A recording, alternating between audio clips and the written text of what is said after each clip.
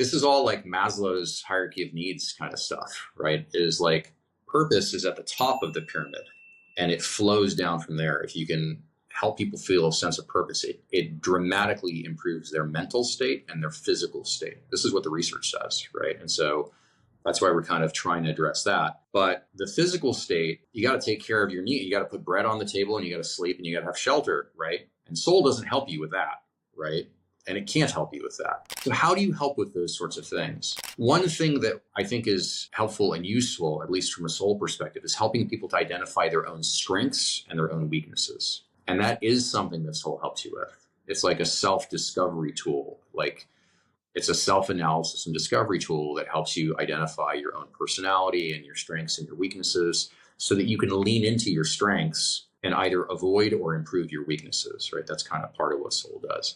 And I think what society can do is help people identify vocations and jobs that lean into their strengths, right? So, my strengths are not in the fields of like I'd be a terrible doctor, absolutely terrible doctor, right? I don't have the patience to like listen to 100 different patients' problems throughout the course of the day and give them the compassion required for each of those uniquely challenging situations. That requires a different mindset. And this is why doctors are, so valuable, and nurses and, healthcare practitioners.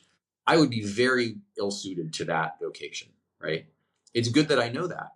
And it's good that I can like apply my own strengths to things that I am good at. Things like, being a VC and like a tech entrepreneur and stuff like that.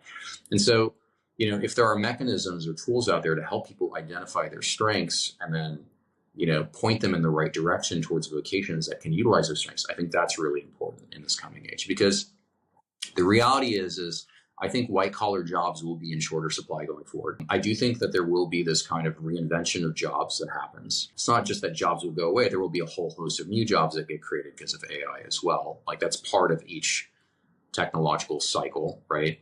We would have never guessed 30 years ago that like software engineer would be like a huge thing, right?